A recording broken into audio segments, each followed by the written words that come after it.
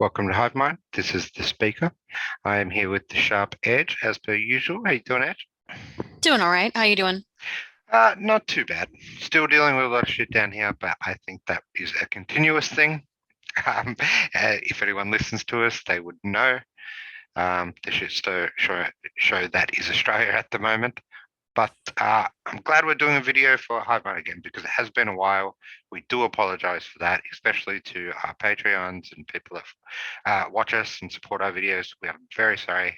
But you can still follow us on Corey's Digs, which we always, well, technically always, put out one podcast a week. So you can still find us there. We're still doing things.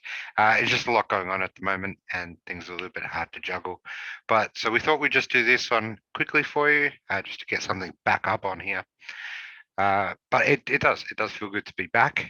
And today we're going to talk about what happened the other day with social media, specifically Facebook, Instagram, and WhatsApp going offline. I know Edge has a lot of theories about what this could be about. I'm very interested in hearing them. So, how should we start this, Edge? How should we get in it? Well, so on Monday, Facebook, Instagram, and WhatsApp went down, and I'm one of those people who was completely unaffected by that. As was I, so it was great. Yeah, so I was like, oh no, the normies don't get to post pictures of their pumpkin spice today. And personally, I wish they'd just stay down forever, but this event got a lot of attention and definitely raised some questions as to what it's all about. It's still really iffy. Apparently, Facebook is saying that it was some sort of network configuration error or network configuration changes that caused an error or something like that caused it. I'm not buying it though, are you? It's hard to buy, Right.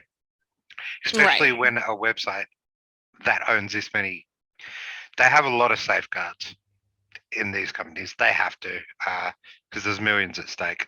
So for this to happen and for the duration that it happened for, 6 hours is a very long time for a multi-billion-dollar company to go down for. It's Yeah, yeah, and does seem iffy. it does seem iffy. And some tech guys are, trying to, spitball about what they thought could have caused it. And they're saying like literally it would have to be something like, an employee literally unplugging the servers or something that kind of crazy. And so just not really sure what their story is here. But it's definitely raised more questions than answers. And you have to look at this more of in the timeline of events that are somewhat related and connect those dots to say, is there correlation here? Because it just doesn't seem like a coincidence to me that just the day before this Facebook takedown, that this fake whistleblower was on 60 Minutes. And, here she is getting, prime time on 60 Minutes of all places, Hmm. right? So that's the first red flag there. And this Facebook whistleblower, she just glows. I mean, she's clearly a Democrat operative. We know this now because she's donated to multiple Democrats. She's got some top Obama official that's helping her with all this. And Of course. yeah, yeah. So there's so many red flags with this whole thing. And then so it was the very next day after this supposed expose of Facebook that Facebook went dark, right? And it just doesn't seem like a coincidence to me, does it to you? Not at all. I mean, whistleblowers that get this sort of coverage, uh, you're going to have to be wary of because real whistleblowers, the powers that be, do not let them come out this hard. It's very hard. Look at in the case of Zach Voorhees that Exactly. that we had on Google whistleblower was straight in the face, completely condemned Google and everything about it. But he never got coverage like this. Oh, No, she is he Google. There got we go. like Hmm. death threats and stuff, you know? Yeah. I mean, real whistleblowers get threats, Hmm. not prime time coverage. And the very next day after that Facebook takedown, then this girl gets up to Capitol Hill. Congress rushes her straight up Oh, to Capitol Hill to testify. I mean, that was quick. and this disclose as well. 13 Right. on trending. Right. Hmm. And so it just all appears to be very coordinated and fake, not organic whatsoever. I mean, like you'd said, real whistleblowers don't get this kind of media coverage and congressional hype. Oh, and probably book deals and safeguards and everything else that will come along with this fame. Because a lot of people are buying it. I mean, if you look at the comments, there's a lot of people buying it, of course. Yeah, head over to that the next YouTube tab, show the congressional hearing, because during this, and I did not, I'll have to be honest with you, I did not watch the whole congressional hearing. I watched the highlights, or I guess I should say lowlights, but this woman, she's given her testimony, and her gripe is nothing about Fakebook censoring, say, information about elections, or victims of adverse reactions, or talking at all about how Facebook is used as a site by child traffickers. No, no, no. We can't talk about none of that. No, that's not her gripe at all. And that's another huge red flag for me. But her gripe did say something about how she didn't think Fakebook will self-police, and she thinks the Congress needs to step in and censor more, basically. So more government control over social media platforms. What does that mean for us? That's the question. Exactly. To which Congress wholeheartedly agreed. Shocker there. Oh, wow. They agreed to something. Wow. What? Oh, you want us to have more power? Sure. Okay. Sure. Yeah, I can get on board with that. And what do you know? Of course, Fakebook even agreed. So after this congressional hearing, Fakebook comes out with a statement, and that's on that next picture over. Yeah, so here's their official statement after their fake whistleblower from Fakebook comes out. So we don't agree on any of this stuff you said, but we do agree on one thing. It's time to begin to create standard rules for the internet. There we go. There it is. It's been 25 years since the rules of the internet have been updated, and instead of expecting the industry to make societal decisions that belongs to legislators, it's time for Congress to act. So here we have big tech, the whistleblower for big tech, and Congress all agreeing that Congress needs more power to control and censor the internet. Yep, to control and censor you and your anonymity, because they don't like that. They like to keep all that on record. And we've been dealing with this problem for ages, and this just seems like a catalyst now for them to take more control over it. I mean, the internet has and always should be a free domain. But of course, in times of tyranny and times where things are moving to a dystopian rule, it's hard to say, but we're seeing it. These things are going to pop up, and they're going to pop up hard. And that is why what we saw yesterday, to even further push this point of the narrative, is, yeah, iffy, to say the least. Yeah, iffy for sure. And so what does this lead us to? Because you have to look at these things in the grand scope of their long-term goals. And so what is it that they want? Well, they want to track all internet activity. And how do they do that? Digital identity. No more anonymity on the internet. That's that last tab speaker, if you'll head over to that. So? Yeah. Here's Klaus Schwab talking about how the next pandemic is going to be a cyber pandemic, that sort of a thing, right? So he's already predicted this. Wow, he's like this soothsayer, right? Like he just happens to know these things. How does he know? How does he know? Because he's like the supervillain of the real world. Right. So Dr. Evil is letting us know that the next thing we need to look out for is cybersecurity. That's going to be the next big problem. and it could be a takedown of our critical infrastructure, and it's like another pandemic situation. We've got to get control of this. How are we going to do that? Oh, digital identity. That's where it leads to.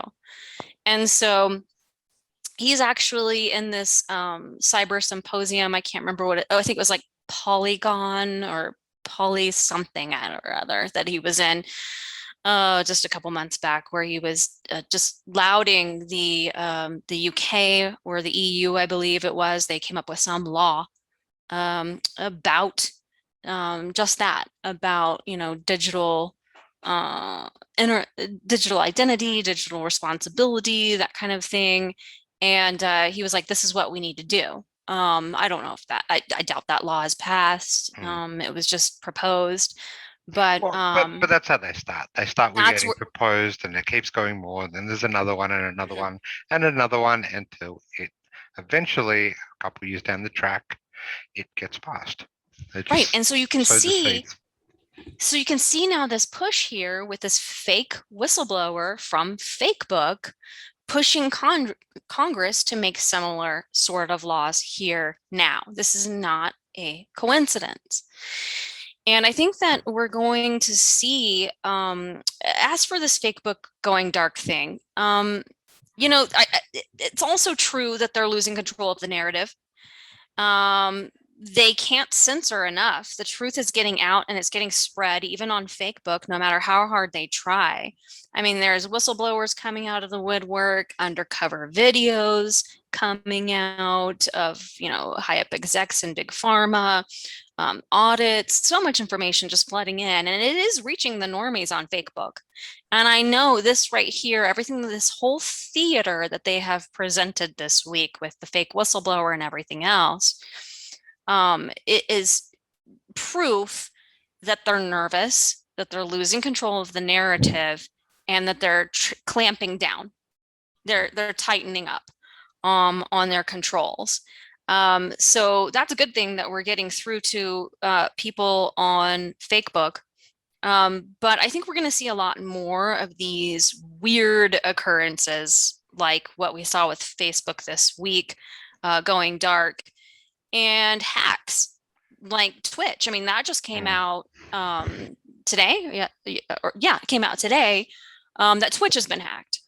And so I think this is all kind of part of the bigger scope of things. They're going to use these scenarios to say that the internet isn't secure and it's not protecting users. And so we have to make laws that secure the internet, that centralize it, that protect users, all while we, just track every internet and you have no anonymity, but, it's trading that safety and security for privacy thing. See, Twitch is an interesting one, especially when they're trying to push these sort of government controls, because there are so many users on Twitch, and a lot of them are children. So when that comes to pass, I know they said down here, 125 gigabyte torrent was leaked onto 4chan with Twitch's history. Now, what was apparently included in the leak was 3 years worth of details regarding creator payouts, which is going to get a lot of these creators cautious. It's their money source. Mobile phone, desktops, video game console, Twitch clients, code related to Twitch, data on Twitch properties, and Twitch internal security tools. Now, this is all pretty bad. Now, what they did say in there is no passwords or anything like that were hacked.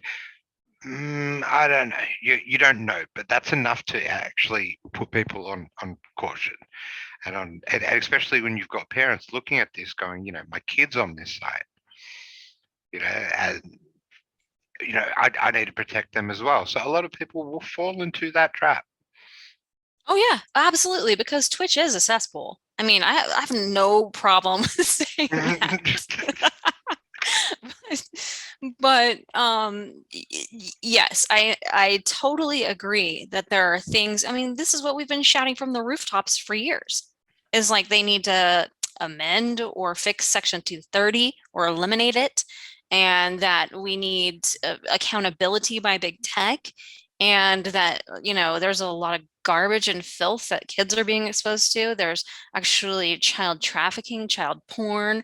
I mean, just some really sick stuff that needs to be cleaned up. And it's just amazing how that stuff doesn't get cleaned up. But the stuff that they choose to go after, right? They make their priorities with domestic terrorists because they, disagree with certain things, politically. They're political enemies of the regime. Or they go after people who thought they were doing the right thing and ended up getting injured over it, right? And now they need to talk about it, and they need to find a group who they can talk about it with. And those things get censored. Those are the priorities, right? I mean, I think they could clean up a lot of the filth, a lot of the stuff that is victimizing children. Yeah. And they choose to not make that a priority. But even full sexualization, I mean, e-girls are everywhere on that site, which is completely exposed to children to see, and it's just pure sexualization. It's exactly what YouTube has done, while banning everything else that is actually, important. But, don't worry about it. See, I think that I would argue that they use that as a tool or an excuse to say now we have to have more control of everybody's usage of the internet. Right? It's weaponized and used for their agenda instead of targeted and eliminated from those sites and from those platforms. Yeah, it's it's a weird time that we're in, but we gotta keep on top of this stuff. We gotta watch it. I mean, what else are you gonna let them give you? I mean, they're already pushing passports here, jab passports, let's say, mandatory jabs, where I'm from anyway. I mean, this is going to come for you as well. And it is very hard to dodge at the moment. It's becoming harder and harder by the day to stay away from that and to find a way around it. So it is a struggle. I'm not giving them my internet freedom. I'm not giving them that. You got to stand your ground in some way.